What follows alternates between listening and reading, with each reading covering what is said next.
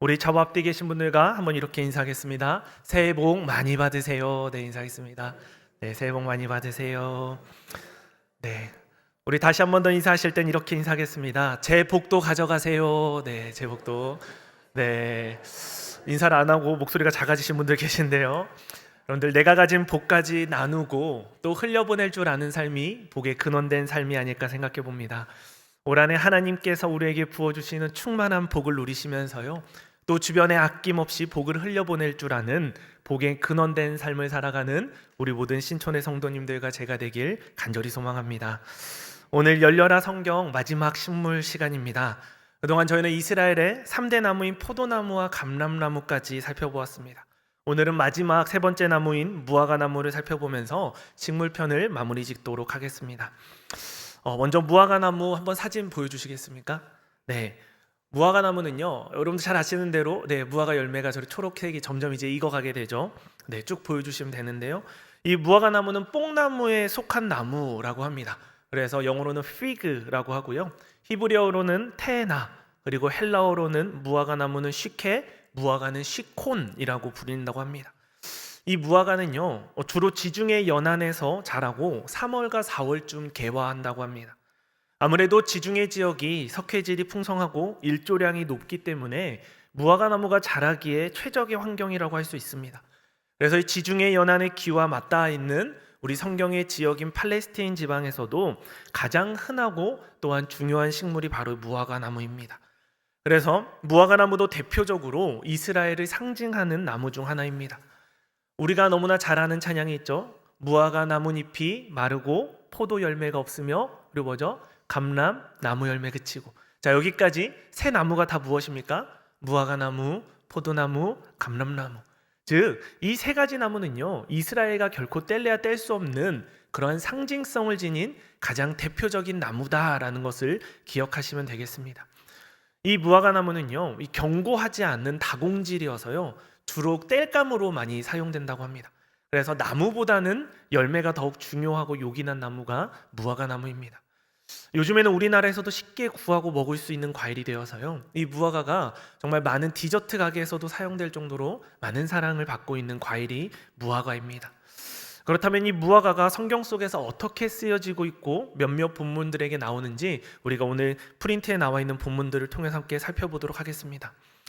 성경에 최초로 등장하는 무화과 나무는요, 창세기 3장에 등장합니다. 우리 3장 7절 말씀 한 목소리로 함께 읽도록 하겠습니다. 시작. 이에 그들의 눈이 밝아져 자기들이 벗은 줄을 알고 무화과 나무 잎을 엮어 치마로 삼았도다. 여러분들, 인류의 최초의 옷은요, 사실상 죄악의 결과였습니다. 원래 아담과 하와는 옷을 입고 살지 않았죠. 처음에는 서로가 벌거벗은 것에 대해서 부끄러워하지 않고 살았다라는 거예요.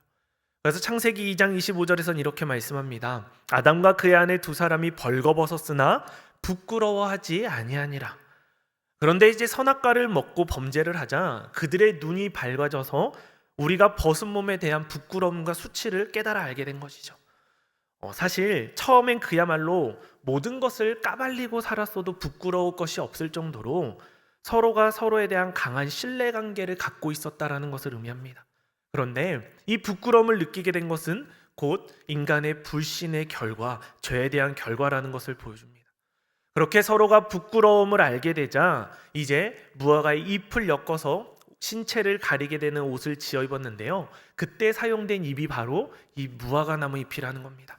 우리는 이 사실을 통해서 두 가지를 볼 수 있습니다. 첫 번째는 무화과 나무는 에덴 동산에서부터 있었던 나무다라는 것을 확인할 수가 있고요.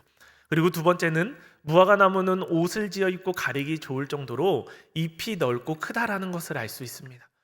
아마도 올리브 잎은요, 너무 작아서 감람나무 잎으로는 옷을 엮어 입을 수가 없을 것입니다. 그런데 아담과 하와는 잎이 크고 넓은 이 무화과 나무 잎을 엮어서 만들었다, 옷을 지어 입었다라는 것을 볼 수 있습니다. 두 번째로 아담과 하와 이후로 이 성경에 무화과가 등장하는 말씀은 민수기 13장에 나오는데요, 우리 23절 말씀 또 한 목소리로 읽도록 하겠습니다. 시작. 또 에스골 골짜기에 이르러 거기서 포도송이가 달린 가지를 베어 둘이 막대기에 꿰어매고 또 석류와 무화과를 따니라 라고 말합니다.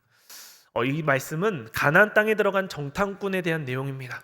그들이 포도송이와 함께 가져나온 가나안의 대표적인 농산물은 포도송이와 석류와 무화과라고 말합니다. 이 세 가지는 실제로 이 팔레스타인 지역에서 잘 재배되고 자라는 과일과 나무들입니다. 가나안이 성경에 젖과 꿀이 흐르는 땅이라고 말할 정도로요, 농작물이 잘 자랐던 것으로 보입니다. 그래서 신명기 8장 8절에도 가나안 땅을 밀과 보리의 소산지요 포도와 무화과와 석류와 감람나무와 꿀의 소산지라라고 기록합니다. 이 목록은 가나안의 풍성한 산물을 표현하는 것으로요, 이 가나안의 7대 소산물을 지칭하는데요, 이 목록에도 무화과가 빠지지 않고 등장할 정도로 이스라엘에 그만큼 흔하고 많은 사람들이 사랑하고 또한 즐겨 먹었던 과목이 바로 무화과라는 것을 보여줍니다. 그리고 세 번째로는 사사기 9장 11절에도 나오는데요, 우리 한번 함께 더 읽도록 하겠습니다. 시작. 무화과 나무가 그들에게 이르되 나의 단 것과 나의 아름다운 열매를 내가 어찌 버리고 가서 다른 나무들 위에 우쭐대리요 한지라. 지난 시간에 담임 목사님께서 감람나무 설명하시면서 이 사사기에 요담의 우화에 대해서도 설명해 주신 거 기억하시죠? 이제 기드온의 아들 아비멜렉이 왕이 되려는 야욕을 품고 형제 70명을 학살할 때 그때 간신히 살아남은 막내 아들이 요담입니다. 이 요담이 세겜 사람들에게 우화로 비유를 들어 설명하는 이야기입니다. 나무들이 자신들의 왕으로 삼을 나무를 정하려고 하는데 감람나무를 자신의 올리브 기름으로 오만하지 않았고요, 포도나무는 자신의 포도주로 인해서 교만하게 가지 않았고, 무화과는 자신의 나무의 그 열매의 아름다움과 단맛으로 인해서 교만하지 않았음을 비유로 말하면서 그 아버지 기드온을 이런 강직한 성품, 겸손한 성품의 비유를 들어서 이야기한 것입니다. 그때 이 이스라엘의 3대 나무가 사용됩니다. 즉 이 비유가 나타내는 바가 무엇입니까? 그만큼 이 세 나무는 이스라엘 백성들의 삶에 가장 유용하게 사용되었고요, 그리고 가장 생활에 밀접한 관련이 있었다라는 겁니다. 감람나무에서 이스라엘 백성들은 올리브 기름을 얻었고요, 포도나무의 열매에서는 포도주를 얻었고, 이 무화과 나무에서는 달고 맛있는 과일을 얻었다라는 것을 볼 수 있습니다. 그런데 이 분열 왕국 시대에서는요, 이 무화과 나무의 열매가 단지 맛있는 과일의 역할만을 한 것이 아니라는 것을 보여주는 기록이 있습니다. 우리 열왕기하 20장 7절 말씀도 한 목소리로 함께 읽겠습니다. 시작. 이사야가 이르되 무화과 반죽을 가져오라 하매 무리가 가져다가 그 상처에 놓으니 나으니라. 이사야 38장 21절 말씀도 이렇게 말씀합니다. 이사야가 이르기를 한 뭉치 무화과를 가져다가 종처에 붙이면 왕이 나으리라 하였고, 이 두 가지는 사실 같은 사건에 대한 기록을 말하고 있습니다. 히스기야가 병에 들어 죽게 될 것이라는 예언을 받게 됩니다. 그랬더니 히스기야가 어떻게 합니까? 벽에다가 얼굴을 대고 하나님 앞에 눈물로 간절히 기도합니다. 하나님, 내가 하나님을 어떻게 쫓았고 전심으로 쫓았으며 하나님 앞에 내가 얼마나 진실하게 행했는지를 하나님 기억해달라고 간절히 기도하자 이 이사야가 그 예언, 너가 반드시 죽을 것이다라고 예언하고 성읍을 빠져나가기도 전에 하나님이 이사야의 마음 가운데 돌아가서 너가 히스기야에게 말씀을 다시 전하라라고 합니다. 그 말씀이 바로 내가 내 기도를 들었고 내 눈물을 보았느니라 라는 말씀입니다. 그러면서 하나님이 히스기야에게 어떻게 약속하시냐면요, 내가 내 날에 15년을 더할 것이고 너와 이 성을 아수르 왕에서부터 내가 구원해내고 이 성을 내가 반드시 지키고 보호해 줄 것이다 라는 엄청난 축복과 은혜의 이 응답의 약속을 받게 됩니다. 그때 히스기야의 왕의 병을 치유하는 약으로 사용된 게 뭐예요? 바로 무화과입니다. 이 무화과는요, 당시의 병을 또 치료하는 약재로도 사용된 것으로 보입니다. 실제로 후대에 이 무화과 열매의 수액에 들어있는 피신이라고 하는 효소가 해독작용을 한다라는 것을 발견했다고 합니다. 그래서 본문처럼 고약으로 쓰거나 암을 치료하는 데도 사용된다라고 합니다. 그래서 현대의학에서도 이 무화과 성분이 피부암에 효과가 있다라는 연구 결과가 있다고 합니다. 그래서 아마 이 히스기야가 죽게 된 이름 모를 병이 피부암은 아니었을까라는 추정도 하게 됩니다. 여기까지가 이제 프린트에 기록된 구약에 등장하는 무화과에 대한 내용이었고요. 사실 이 밖에도요, 무화과에 대해서 제가 한번 검색을 해보니까요, 사무엘서, 시편, 아가서, 느헤미야, 수많은 호세아, 미가, 아모스, 소예언서에도 이 무화과는요 성경에 수도 없이 등장하더라고요. 그 정도로 이스라엘에게서 무화과 나무는 삶에 아주 밀접한 관계에 있는 보편적이고 대중적인 나무가 아닐 수 없습니다. 그리고 신약에 넘어오게 되면은 복음서에서도 참 많이 등장하는데요. 그 중에서도 가장 대표적인 무화과에 대한 말씀은 오늘 우리가 함께 읽은 이 마태복음 21장의 무화과 나무를 저주하신 말씀이 아닐까 생각해 보게 됩니다. 이와 평행구절로 마가복음 11장에도 나타나 있는데요. 이 말씀은 대표적인 무화과에 대한 비유의 말씀이자 그리고 해석하기가 참 까다로운 난해주로 뽑히는 말씀 중 하나입니다. 그런데 오늘 우리가 이 무화과라는 식물에 대해 더 깊은 이해를 가지고 본다라면은 이 말씀이 우리에게 보다 더 깊은 이해를 주고 더 깊이 하나님 말씀을 풍성하게 볼 수 있는 말씀이 되리라 믿습니다. 우리 다시 한번 더 오늘 마태복음 21장 18절에서 19절까지 말씀 함께 읽도록 하겠습니다. 시작. 이른 아침에 성으로 들어오실 때에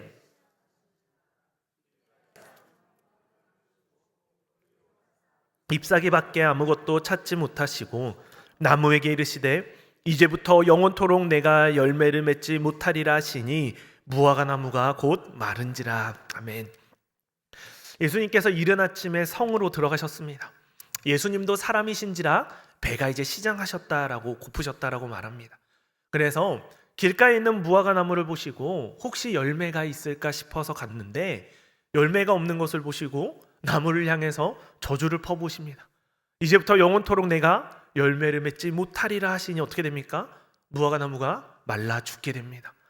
그런데 더욱 재밌는 건요, 이와 평행본문 같은 이야기를 담고 있는 마가복음에 보면 마태복음 말씀과 동일하게 기록되어 있는데 마지막 한 문장을 더 첨가하고 있습니다. 이는 무화과의 때가 아님이라. 자, 무화과의 때가 아닌데 열매가 없다라는 것을 보시고 예수님은 무화과 나무를 저주하신 겁니다. 우리는 이 말씀을 어떻게 보아야 할까요? 거의 이 정도면 예수님은 분노 조절 장애를 갖고 있거나 아니면 인격적인 장애가 있어 보이지 않습니까?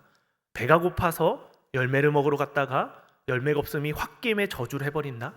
심지어 무화과가 아직 열매를 맺을 때가 아닌데 열매가 없다고 저주를 한다? 예수님도 배가 고프면 예민해지는 성격이었을까요? 아니면 인격에 조금의 문제가 있으셨을까요? 우리가 아는 예수님과는 너무나 거리가 멀어 보이는 말씀입니다. 그래서 누군가는 이렇게 이야기했다고 합니다. 예수님도 사람이신지라 십자가 죽음을 앞두고 순간적으로 이성을 잃어서 이렇게 행동한 것이라고 주장했다고 하는데요. 여러분, 이게 가당키나 말입니까? 오늘 본문의 말씀은요, 예수님이 배가 고파서 그저 홧김에 이성을 놓고 분노를 표출한 그런 말씀이 결코 아닙니다. 이 사건은 예수님께서 십자가를 지시기 위해 예루살렘에 입성하신 종려주일 후에 일어난 사건입니다. 그러니 시기적으로 보면 4월 초순입니다. 이때 무화과는 아까 말씀드렸던 대로 개화기에 접어들고 처음 익은 무화과도 아직 푸른 열매가 자라고 있을 시기입니다. 그러니 열매가 없는 것이 당연합니다. 팔레스타인 지방에서 자란 예수님도 그것을 절대 모르실 리가 없습니다. 그럼에도 이 무화과 나무를 향하여 열매를 구하신 것은 일반적인 우리가 아는 무화과 열매가 아닌 사실상 다른 열매를 구하신 겁니다. 무화과 나무에 대해서 조금만 더 깊이 살펴보도록 하겠습니다. 서두에 무화과 나무는 지중해성 기운이 이스라엘에서 잘 자란다고 말씀드렸습니다. 이 무화과 나무는요, 이스라엘 절기로 6월절이 있는 4월부터 초막절이 있는 10월까지 모두 5번의 열매를 맺습니다. 이스라엘의 기운은 4월부터 10월까지가 건기, 여름이고요. 나머지가 우기인 겨울로 나뉘어지는데요. 이 6개월 기간 동안 앙상한 가지로 겨울을 보낸 나무, 이 무화과 나무는요, 6월절이 다가오면서 조그만 잎사귀와 함께 첫 열매인 무화과를 맺고 긴 여름 동안 무려 5차례를 열매를 맺습니다. 그런데 이 첫 열매인 무화과와 그 이후로 열리는 무화과를 가리키는 히브리어 단어 자체가 전혀 다르다라는 겁니다. 6월절쯤에 열리는 첫 열매 무화과를 히브리어로 파게라고 말합니다. 제가 서두에 히브리어로 테나라고 말씀드렸죠. 근데 히브리어로 파게라고 쓰이는 단어가 있는데요. 아까 말씀드린 영어에서 fig라고 하는 이 단어도 파게에서 파생된 거고요. 주님이 베다니로 가시면서 무화과 나무를 저주하셨는데 이 베다니와 예루살렘 사이에 있는 작은 마을인 벳바게라고 하는 마을의 이름도요, 벳과 파게의 합성어로서 무화과의 집이라는 뜻입니다. 아마도 그 정도로 무화과가 많은 지역이지 않을까, 마을이지 않을까 생각해 보게 됩니다. 그리고 이후로 열리는 일반적인 무화과 열매를 히브리어로 아까 말씀드린 테나라고 말합니다. 그래서 보통 무화과 열매를 나타내는 단어는 테에나가 주로 쓰입니다. 그럼 파게와 테에나는 어떤 차이가 있을까요? 여러분, 이 파게는요, 당도가 떨어지고 맛도 덜해서 상품성이 없어서 지나가는 사람들이 그저 공짜로 따먹게 했다고 합니다. 긴 아무래도 이제 건기 겨울을 지내고 처음 개화기와 함께 맺은 열매다 보니까 당도가 그렇게 높지 않아서 어차피 상품성이 없고 팔지 못하는 것을 그저 가난한 사람들, 지나가는 사람들이 따먹는 것을 허용했다라고 합니다. 팔지 못하는 거 주인이 어쨌든 처분해야 될 거 누군가가 따가도 괜찮게 했다라는 것이죠. 그래서 이 가난한 사람들은 한겨울 동안 6개월이나 과일 맛을 보지 못했지만 당도가 좀 떨어졌다 할지라도 이 파게라는 무화과는 공짜였기 때문에 가난한 사람들이 주로 따먹었던 열매가 이 파게의 열매입니다. 바로 여기에 오늘 말씀을 이해하는 키가 있습니다. 이러한 무화과 나무에 대한 이해를 가지고 오늘 본문을 읽게 되면요, 예수님께서 혹시나 해서 가보신 것은 잎사귀와 함께 맺어지는 첫 열매인 파게를 의미하는 겁니다. 예수님께서 파게를 찾은 것은 이때가 6월절쯤입니다. 즉 아직 본격적인 테에나인 무화과의 때는 아니다라고 성경은 기록한 것입니다. 그런데 6월절쯤에 잎사귀와 동시에 함께 맺어야 될 파게를 맺지 못하고 그저 잎만 무성한 무화과 나무를 보시고 예수님은 저주를 하셨다라는 것이 되는 겁니다. 우리말 속담에도 보면 이런 속담이 있죠. 될성 부른 나무는 떡잎부터 알아본다라는 말이 있습니다. 다시 말하면 6월절쯤에 잎사귀와 함께 맺어야 할 파게를 맺지 못하는 나무는 분명 긴 여름을 기다려도 상품성이 있는 열매인 테에나를 맺지 못할 것이 자명했을 겁니다. 그래서 예수님은 열매 맺지 못하는, 그리고 앞으로도 못 맺을 이 무화과 나무를 통하여서 지금 현재 예루살렘의 영적인 모습이 바로 이러하다라는 것을 보여주시면서 영적으로 결국 열매 맺지 못하는 그 무화과 나무의 최후에 대해서 시청각 자료로 보여주신 사건이 되는 겁니다. 그 당시 예루살렘에 있는 사람들의 영적인 상태가 바로 이러한 파게조차도 맺지 못하고 있는 그저 잎만 무성한 무화과 나무였기 때문입니다. 당시의 유대인들이 어떠했습니까? 예수님을 하나님의 아들로서 메시아로서 알아보지 못했습니다. 호산나 호산나 종려나무까지를 흔들어도 그저 예수를 한낱 정치적인 메시아, 혁명을 일으킬 메시아로밖에 보지 못했습니다. 그러면서 율법은 다 알고 지키는 아주 고상하고 의로운 하나님의 백성인 창 살았습니다. 어떠한 열매도 결실도 맺지 못하는 영적 상태로서 그저 잎만 무성한 이러한 이스라엘의 영적인 상태를 비유적으로 들어 나타내시며 저주하신 것입니다. 그렇게 영적인 열매를 맺지 못하면 결국 말라버리고 찍혀버려져 불에 태워질 뿐임을 제자들에게 가르치시고 교훈하시기 위해 무화과를 저주한 것이지, 예수님이 배가 고파서 홧김에 이성의 끈을 놓고 저주한 사건이 아니라는 것입니다. 예수님은 열매 맺지 못하고 잎만 무성한, 즉 허례허식만 가득하고 외형적으로 겉모습만 그럴싸한 율법을 지키는 의로운 자로 살아가는 이들의 사실상 알맹이 없는 신앙의 모습을 꾸짖기 위한 것입니다. 그래서 이것을 마가복음의 저자는요, 의도적으로 성전 정화 사건과 함께 샌드위치 기법으로 배치합니다. 무슨 말이냐면요, 마가복음의 말씀에 보면요, 예수님께서 성 안에 들어오셔서 성전에 가실 때 무화과 나무를 먼저 저주하는 사건의 말씀이 나오고요, 그리고 성전 정화 사건이 나옵니다. 가서 이제 강도의 소굴이 되었던 성전을 깨끗하게 정화하시고요, 그리고 나와서 보니 그것이 말라있음을 보시면서 다시 무화과 나무를 얘기합니다. 이러한 구조가 샌드위치로 사이에 껴있는 구조는 마가복음의 저자인 마가가 아주 즐겨 사용하는 방법입니다. 여기에는 이것이 결코 서로 동떨어진 의미가 아니고 같은 의미를 지니고 있다라는 것을 이야기합니다. 하나님 앞에서 예배드리는 성전의 모습이 그때 어떠했다라는 겁니까? 외형만 예배당이고 성전이지 그 실상은 사실상 장사치들과 그들과 계약하고 묵인하는 종교 지도자들의 검은 속내와 입속만이 가득한 강도의 소굴이 당시 예루살렘 성전의 실상이자 모습이었다라는 겁니다. 겉은 늘 화려합니다. 화려한 성전, 늘 끊임없이 드려지고 바쳐지는 제물과 제사들로 넘쳐납니다. 잎은 아주 무성합니다. 그런데 그 안에 어떠한 영적인 열매도 신앙적인 결실도 찾아볼 수가 없습니다. 여러분, 형식과 열매는 항상 같이 가야 합니다. 예배라는 예전 안에 우리의 영과 진리라는 열매와 신앙의 정신과 마음이 함께 해야 하는 것처럼 말입니다. 마치 무성한 잎과 함께 파괴를 맺어야 할 무화과나무가 정작 파괴는 맺지 못하는 무화과나무의 모습이 이스라엘의 예배의 모습이고 영적인 모습과도 같아서 예수님은 제자들에게 무화과나무를 저주하며 비유로 가르치시는 겁니다. 무화과나무는 열매를 맺을 때 무화과나무의 역할을 하는 것입니다. 이것이 무화과나무의 존재 이유입니다. 달고 맛있는 무화과 열매를 맺는 것. 우리들의 존재 이유는 무엇입니까? 우리는 어떠한 무화과나무이십니까? 우리도 어느새인가 그저 잎만 무성한 무화과나무가 되어 있지는 않습니까? 하나님이 우리에게 허락하신 새해 2025년에는 우리도 잎만 무성한 나무가 아니라 하나님 앞에 형식과 무늬만 갖춘 그리스도인이 아니라 무성한 잎과 함께 풍성한 열매도 맺는 아름답고 복된 한 해가 되시길 간절히 소망합니다.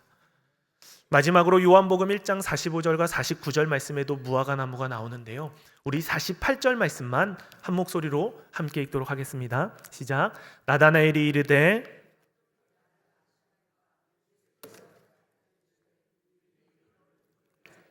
내가 무화과나무 아래에 있을 때 보았노라. 빌립이 와서 이제 예수님을 보고 나다나엘에게 가서 예수님에 대해 이야기합니다. 이분이 구약에서 선지자들이 말한 그 메시아가 맞다라고 말하자 나다나엘이 어찌 나사렛에서 선한 것이 나올 수 있냐라는 논쟁을 이어합니다. 그리고 예수님이 나다나엘을 알아보시는 장면입니다. 이때 보면 예수님은 나다나엘에게 내가 무화과나무 아래 있을 때 보았다라고 말씀하십니다. 나다나엘은 무화과나무 아래에 있었습니다. 당시 무화과나무 아래는요, 수거처럼 관용어처럼 사용되었다라고 이야기합니다. 즉 무화과나무 아래는 유대인들이 토라라고 하는 하나님의 말씀, 그 당시 율법을 이제 원래는 성경을 회당에서 가르쳤는데요, 회당이 없는 작은 마을이나 시골 같은 경우에서는 토라를 공부할 마땅한 장소가 없어서 이 무화과나무 아래에서 주로 가르쳤다고 합니다. 이스라엘 날씨는 덥지만 건조하기 때문에 잎사귀가 넓은 무화과나무는 큰 그늘을 제공했다라는 것이죠. 그래서 서두에 이 잎사귀가 넓어서 아담과 하와도 옷을 지어 입을 정도로 이 잎사귀가 넓어서 이 무화과나무는 뜨거운 태양볕을 막아주는 그늘 역할을 해주는 나무였다라고 합니다. 그래서 이 무화과나무 아래서 토라에 대한 성경을 공부하는 적합한 장소였고요. 또 무화과에서 나오는 또 향기로운 냄새와 이런 부분들도 좋은 또 장소의 역할을 제공했다라고 봅니다. 그래서 나다나엘은 예수님을 만나러 오기 전 무화과나무 아래에 있었다라는 것은 아마도 율법, 하나님 말씀이 성경을 공부하면서 하나님 나라를 기다리던 신실한 믿음의 사람이었다라는 걸 보여줍니다. 그래서 예수님이 나다나엘을 칭찬하시죠. 우리에게도 이러한 믿음의 무화과나무 아래가 있었으면 좋겠습니다.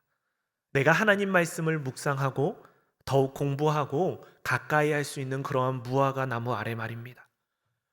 누군가에게는 이 수요 성서 아카데미가 무화과나무 아래일 수도 있고요, 누군가에게는 신촌 아카데미가 무화과나무 아래일 수도 있을 것 같습니다.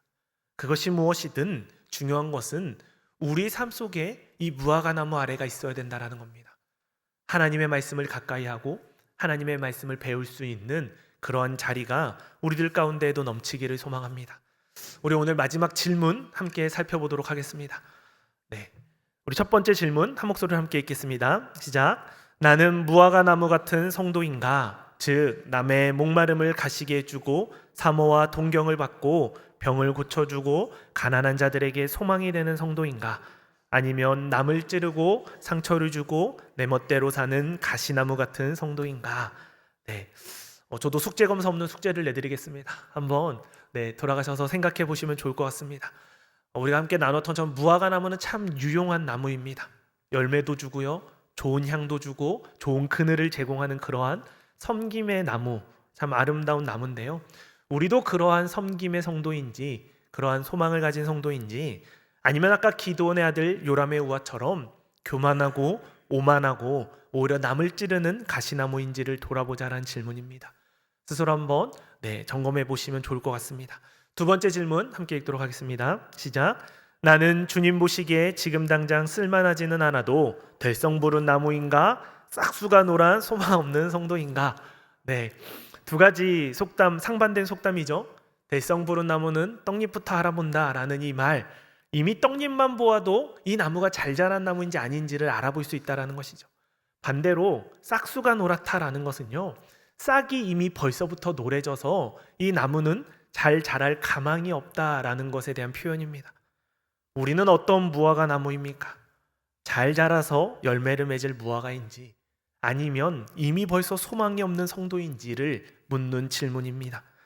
지금은 보잘것없어 보여도 하나님에 대한 믿음의 경조를 계속해 나가면 우리는 반드시 아름다운 열매를 맺는 될성부른 나무가 되리라 굳게 소망합니다. 마지막 우리 세 번째 질문 함께 읽도록 하겠습니다. 시작. 나의 무화과 나무 아래는 어디인가? TV인가? TV는 나의 목자시니 내게 부족함이 없으리로다. 침대, 계모임 아니면 말씀과 기도와 묵상, 하나님 만나는 나만의 장소가 있는가? 입니다. 네, 이것도 벌써 옛날 말이 되어버렸는데요. 여러분들 죽돌이라는 말 아십니까? 뭐 PC방 죽돌이도 있었고요, 클럽 죽돌이도 있었고요. 제가 작년 땐 그랬는데요. 어느 장소에 죽치고 계속 앉아 있는 사람, 그 자리에 늘 머물러 있는 사람을 이제 낮잡아 이를 때 죽돌이라는 표현을 썼는데요. 하나님을 만나는 우리의 자리, 우리가 늘 머물러 있는 우리의 자리는 어디인지 돌아보자라는 겁니다. 그저 TV 아래, 늘 침대 아래, 아니면 세상의 헛된 것 아래 앉아 있진 않은지 돌아보면서요, 우리도 늘 하나님을 더욱 가까이 하고 말씀을 더욱 사모하는 우리가 되길 간절히 소망합니다. 이 시간 우리 함께 찬양하시면서 기도의 자리로 나아가기 원합니다.